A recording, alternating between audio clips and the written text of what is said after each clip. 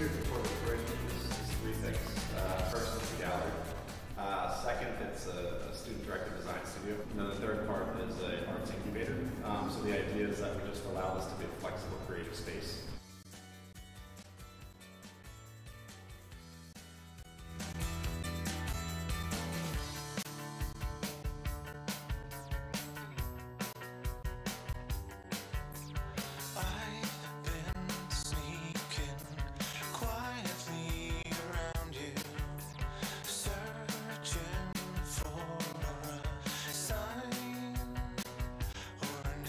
So the first show is called Detroit is Here, and the idea behind it is pretty simple.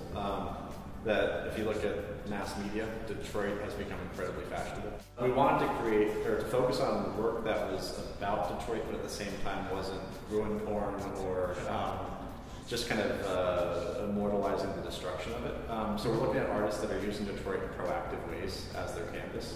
And it could be through social practice, it could be through raw material, it could be through image as well.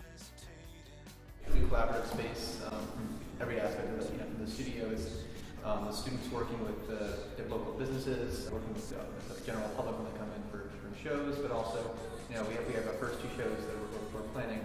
The first one is Detroit is Here, and the second show is going to be a thesis show from Lawrence Tech University's graphic design students.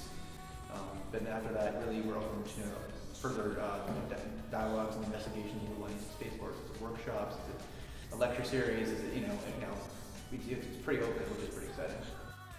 So working with the students, again, interacting with the environment around them, possible clients, learning how to work on a freelance mentality, work on a studio mentality, and a lot of these things, just from teaching in the past few years in this area, I know a lot of students have to leave the area or leave the state to get an internship experience like this. For me, part of this space is about showing them that Detroit is a viable place to move after they graduate.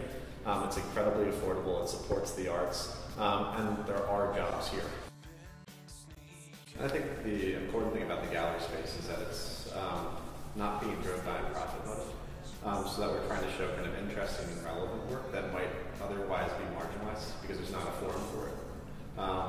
Because historically it's either the museum or it's the gallery that sells for profit. So we kind of sit in this weird gray space, which I think makes us a good force.